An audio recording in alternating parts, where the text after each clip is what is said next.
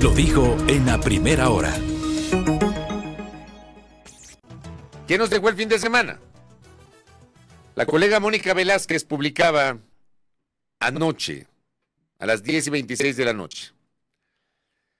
Muertes violentas en Manabí no cesan. 4 personas asesinadas en Manta. 5 muertes violentas en Portoviejo. 1 persona asesinada en Pedernales. 2 ciudadanos acribillados en el barrio Cuba y 4 de noviembre.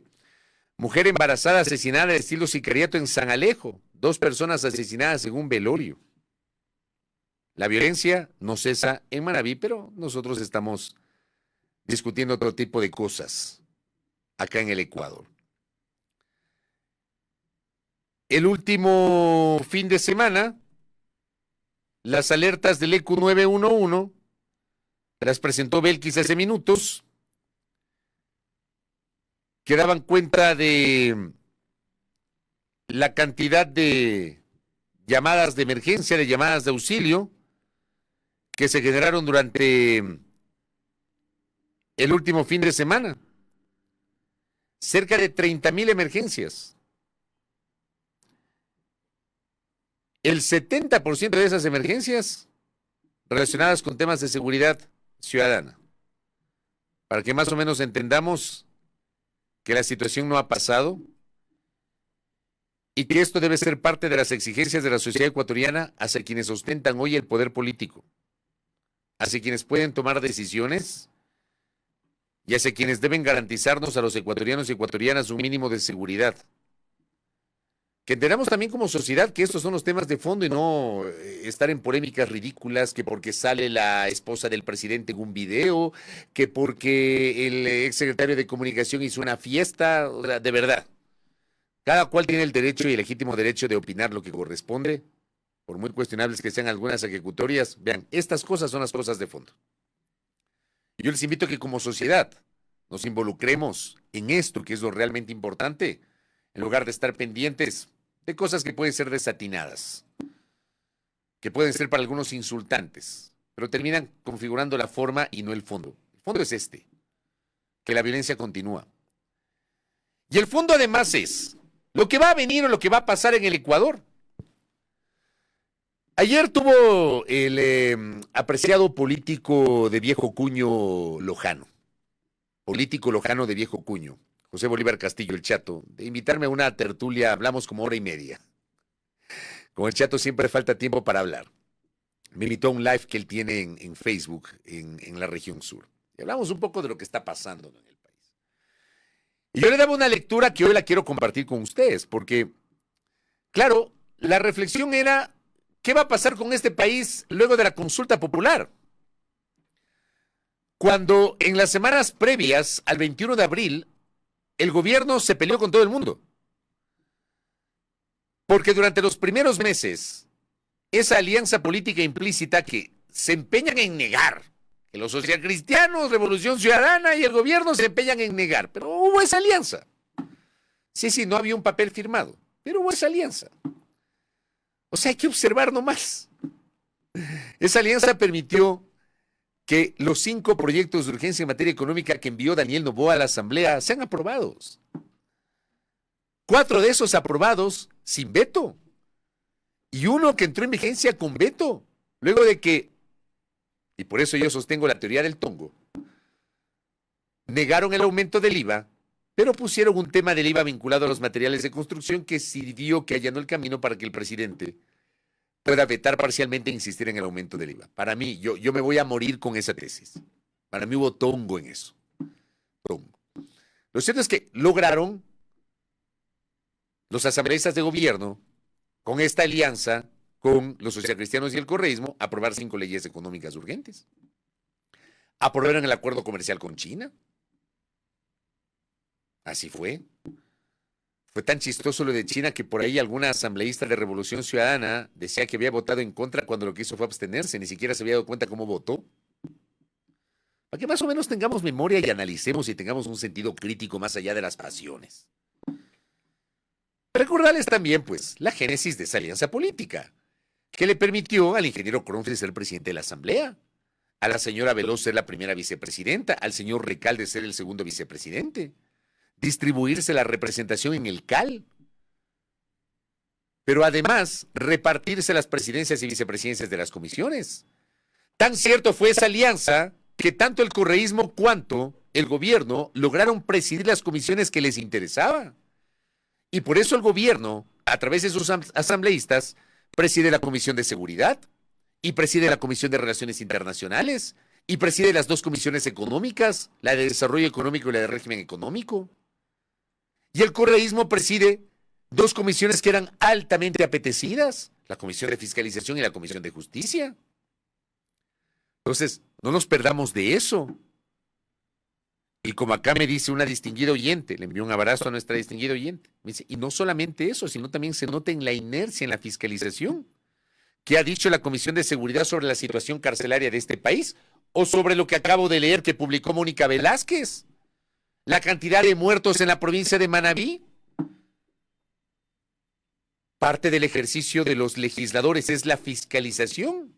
Pero la fiscalización no puede ser una fiscalización a la carta. Recién ahora que rompieron con el gobierno, los asambleístas que se declararon en oposición empezaron a fiscalizar otro tipo de cosas. Ahora sí les interesa la crisis eléctrica. ¿Me explico? Ahora sí quieren llevar a juicio político a ministras de Estado del actual gobierno. Ahora que han roto. Pero ¿qué va a pasar en el futuro? Decía yo. Porque claro, el presidente Noboa se peleó con el correísmo, tiene ciertas distancias con los socialcristianos, aunque los socialcristianos no pasaron a la oposición, está peleado con el movimiento Construye, con quienes arma una mayoría. Y para mí la reflexión es bastante simple, la mía. Es muy probable que al presidente Noboa, para lo que le resta del actual mandato, ya no le interese enviar mayor cosa a la Asamblea. Envió 5 proyectos de urgencia en materia económica y logró lo que no logró Guillermo Lasso. En 5 meses, Daniel Noboa sí logró la aprobación de 5 proyectos de ley, más el acuerdo comercial con China. Es probable que ya no le interese aprobar más cosas con la Asamblea. De otro lado, yo veo poco probable, casi imposible, que la Asamblea le dé la espalda al pronunciamiento popular expresado en las urnas del 21 de abril. Porque la Asamblea sí o sí tiene que aprobar un marco normativo que yo pienso, yo soy de los que cree, que no será la panacea para solucionar la grave crisis de seguridad que vive la República. Pero a la Asamblea le corresponde aprobar 4 reformas al Código Orgánico Integral Penal y una reforma a la Ley de Extinción de Dominio. Será inevitable que lo aprueben, que habrá discusión política, que habrá primero y segundo debates, que seguramente habrá algún tipo de controversia, pero van a terminar aprobando, porque la Asamblea cometería un suicidio político si le da la espalda al pronunciamiento popular. Entonces, más allá de que no haya acuerdo con el gobierno, yo creo que en esto, sin necesidad de tener un maridaje con el gobierno, se van a poner de acuerdo los legisladores y van a sacar estas reformas legales derivadas de la consulta popular. ¿Y después de eso qué? Yo creo que ya no le interesa al presidente de la República tener algún tipo de relación con la Asamblea porque ya logró el primer objetivo. Porque además, con base en el primer objetivo, querida audiencia, el presidente ha logrado un acuerdo con el Fondo Monetario Internacional. Lo ha logrado. El Fondo Monetario tiene que cumplir con la formalidad de que en su directorio apruebe justamente ese instrumento de política económica y defina el cronograma para los desembolsos de los 4.000 millones de dólares. Que no es que le entregan de un solo momento, no es que le entreguen un solo desembolso 4.000 millones. Generalmente lo dividen en partes. 3, 4 partes, no sé cómo lo irán a hacer, y cada desembolso corresponderá al cumplimiento de compromisos. Entonces habrá un primer desembolso porque se logró un acuerdo y porque ese acuerdo está derivado, por ejemplo, del aumento del IVA. No hay donde perderse. Pero a la vuelta de la esquina, lo que siento en lo personal es que el gobierno va a echar mano de otro tipo de instrumentos sin necesidad de la Asamblea para cumplir con las exigencias del Fondo Monetario Internacional, y le voy a plantear 2 elementos. El primero, el que tiene que ver con estas declaraciones que uno no las entiende, y yo sí le invito a la señora ministra de Trabajo, y le invito al presidente de la República, con el respeto que siempre nos manejamos en este espacio, a que le digan la verdad al país y le digan la plena al Ecuador. van a respetar el pronunciamiento popular expresado en las urnas el 21 de abril, así como exigen que la Asamblea respete el pronunciamiento popular, con lo cual estoy totalmente de acuerdo de que la Asamblea tiene sí o sí que aprobar 4 reformas al COIP y una reforma a la Ley de Extinción de Dominio, porque así se pronunciaron los ecuatorianos y ecuatorianas en las urnas. Pero por otra parte, 6 millones de ecuatorianos, 6.199.181 ecuatorianos y ecuatorianas, equivalentes al 65,16% de los votos, le dijeron no a la propuesta del Ejecutivo para impulsar una reforma laboral sobre el contrato a plazo fijo y el trabajo por horas. ¿Van a respetar ese pronunciamiento? ¿Y por qué hago esta pregunta? Por las declaraciones recientes de la abogada Ivonne Núñez, ministra de Trabajo. Voy a leer la publicación de Ecuavisa en su página web. El Ministerio del Trabajo regularizará una modalidad de trabajo por horas mediante un acuerdo. Veamos, vamos al cuerpo de la noticia de Ecuavisa. Una modalidad de trabajo por horas se regularizará mediante un acuerdo ministerial. La ministra de Trabajo, Ivonne Núñez, señaló que se implementará este tipo de contrato para fomentar la empleabilidad en el país. El pasado 2 de mayo, tras un evento en el que se condecoraron a ciudadanos por el Día del Trabajador en la gobernación del Guayas, Núñez explicó que este acuerdo formalizará las jornadas de trabajo menores a 4 horas sin necesidad de una reforma legal como la planteada en la consulta popular, y que el documento será emitido antes de que acabe el mes de mayo. Cita textual de la ministra. Antes que termine el mes de mayo, en consideración que el 14 de mayo tenemos la segunda reunión del Consejo Nacional de Empleo y Salarios y en el mes de enero se dio la primera reunión, acordamos que hemos coincidido en que el país necesita más empleabilidad, dijo la ministra.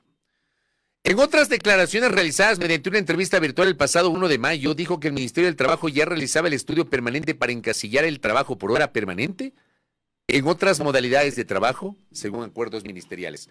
Póngame, por favor, el extracto de la ministra de Trabajo. Tenga la bondad.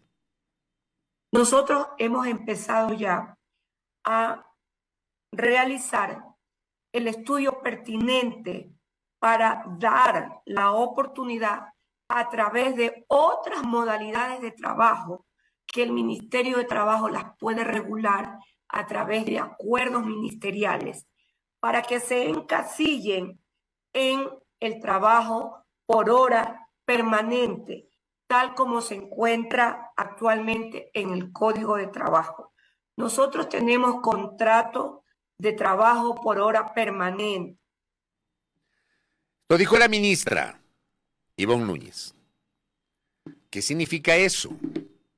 A la gente hay que hablarle en sencillo, a la gente hay que hablarle en morocho. A la gente hay que decirle si van a respetar el pronunciamiento popular expresado en las turnas del 21 de abril. Dice la nota de Ecuavisa que en la actual Constitución se considera como precarización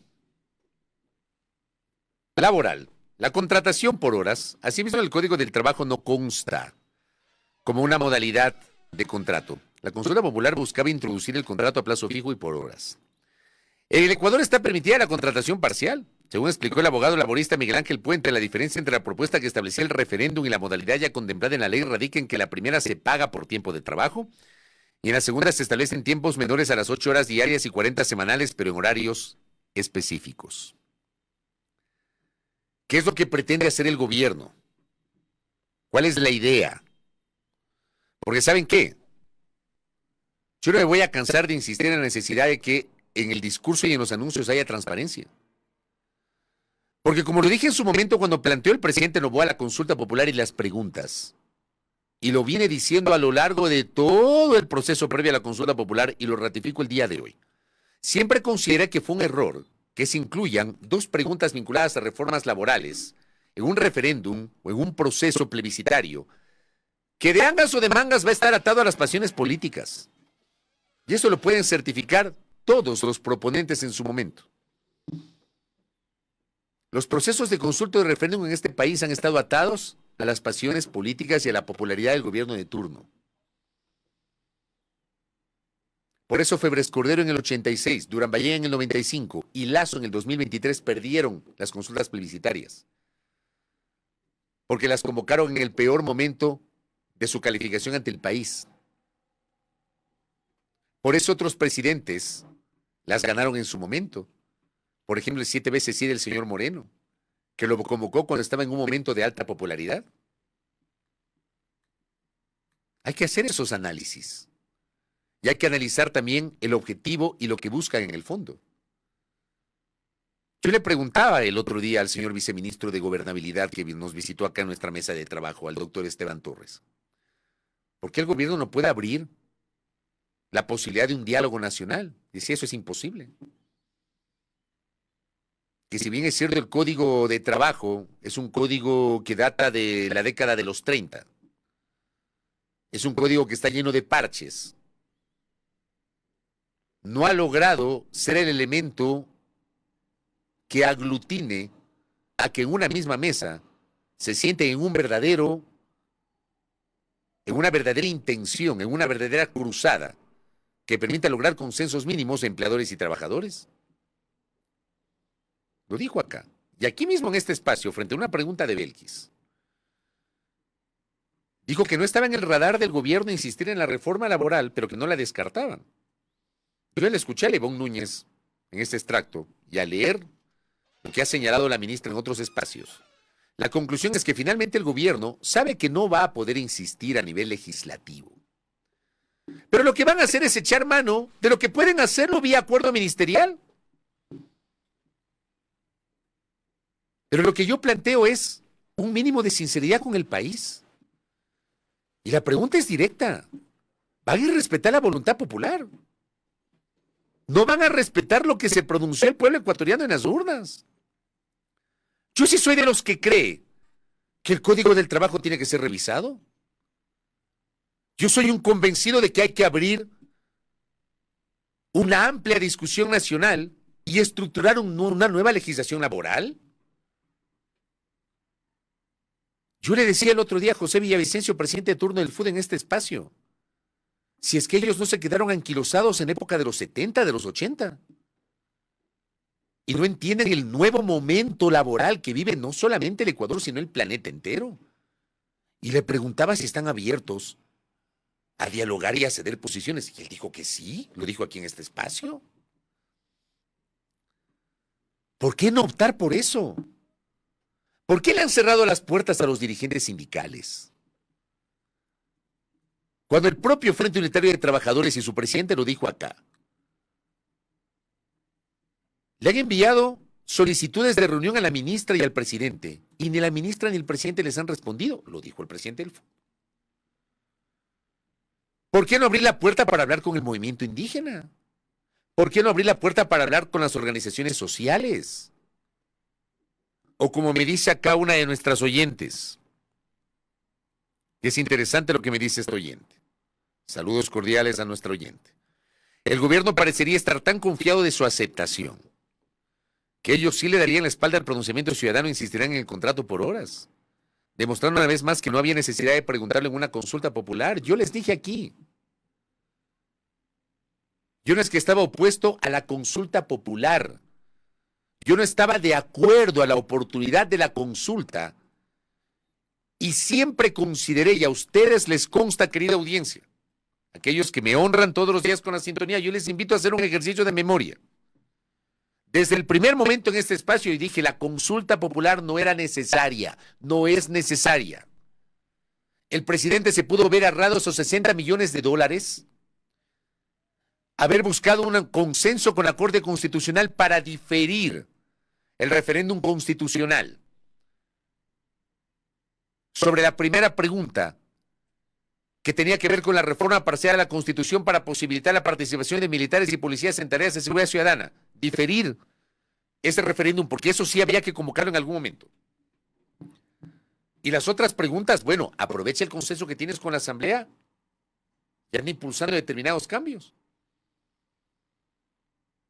Resulta que pierden la pregunta del trabajo por horas y tenemos a la vuelta de la esquina declaraciones de la ministra, donde dice muy suelta de huesos lo que van a regular. Entonces díganle la plena al Ecuador. ¿No van a respetar el pronunciamiento popular? ¿No van a tomar en cuenta esos 6 y pico de millones de votos que les dijeron no al trabajo por horas? ¿No les parece que lo más adecuado, si tienen 60% de aceptación, 60, 65, lo que tengan, ahí es cuando con mayor razón deberían abrir el abanico para hablar con todos los sectores? Y si mañana o pasado esos sectores no quieren dialogar o no quieren ceder, porque en una negociación, en un diálogo hay que ceder, evidenciar obviamente a aquellos que no quieren el cambio de este país. Pero no podemos engañar a la gente de esta manera. Pues aquí tenemos un elemento sobre el cual no van a mandar ninguna reforma laboral. Lo que van a hacer es hacer cambios vía acuerdo ministerial.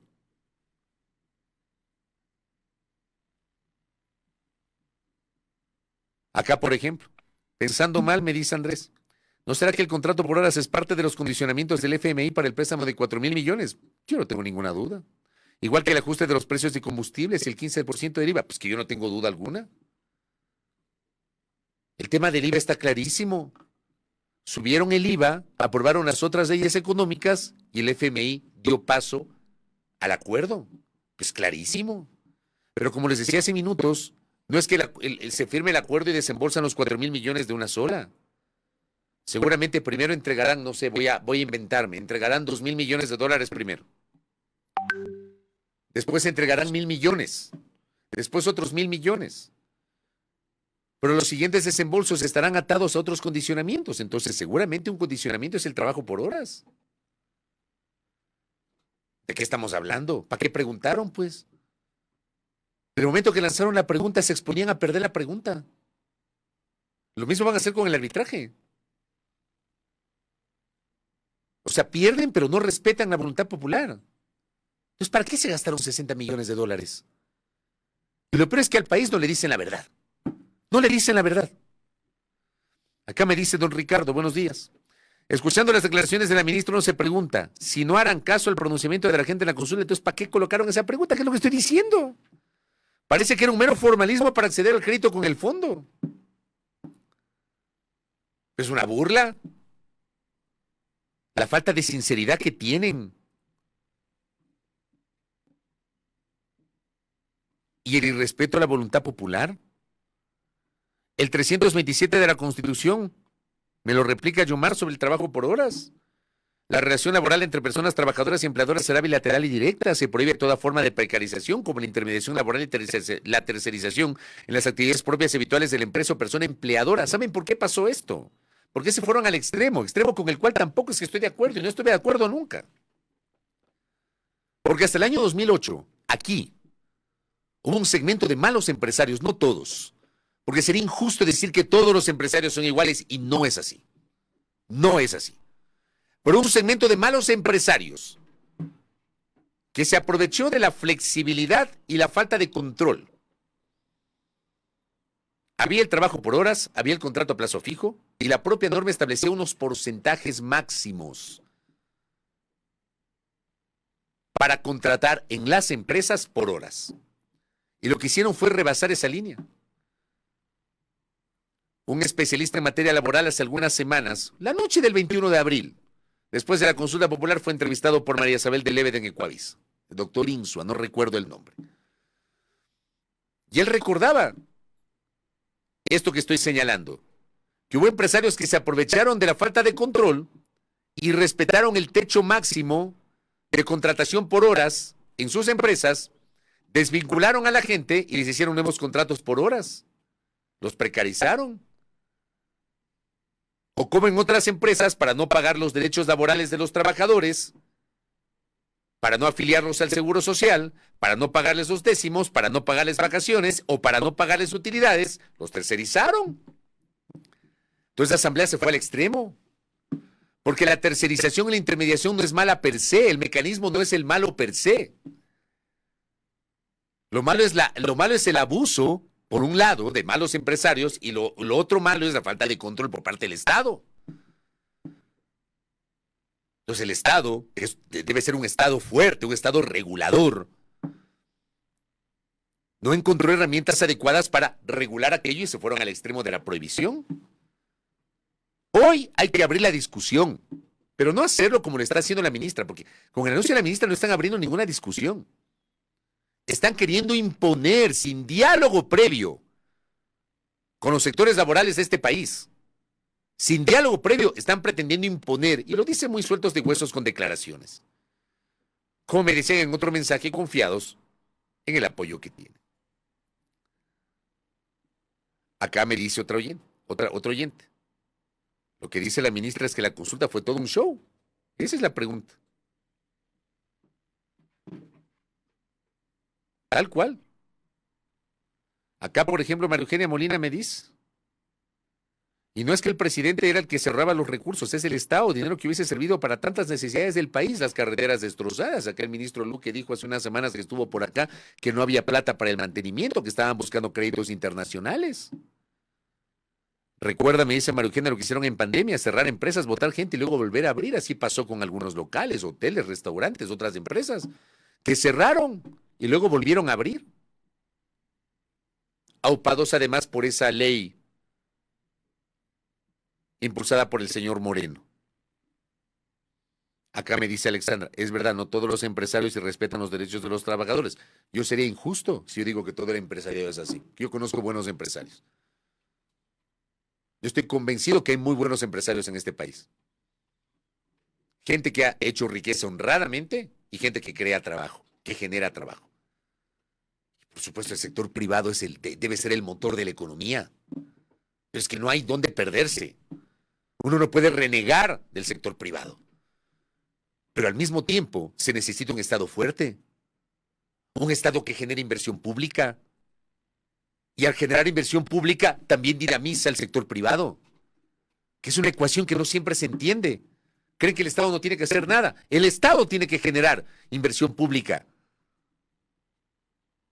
en alianza con el sector privado. Acá me dicen, ¿será que la Corte Constitucional deja que respeten el resultado de la consulta? Dice Dorita. ¿Será? Habrá que ver, porque el momento que saquen el acuerdo ministerial, como lo ha anunciado la ministra, habrá que ver el texto. Pero no tengo dudas que cuando salga ese acuerdo ministerial, con seguridad, van a presentar algún tipo de demanda de inconstitucionalidad. Y eso va a tomarse su tiempo en la Corte Constitucional. No irrespeten el resultado de la consulta. ¿Por qué no abren un diálogo nacional? Alguna vez en este país háganlo. En serio. Yo no puedo creer que este país, o sea, si en este país no se puede dialogar, mejor apaguemos la luz, bajemos al ánfora y vámonos. Y no hagamos nada. Y que impere la ley de la selva, si aquí no se puede dialogar. En serio. Es que no tiene sentido, de verdad. No puede ser posible que votas de una manera y respetan tu resultado electoral. Tiene sentido. En serio. Primera plana. Todas las noticias, todas las voces.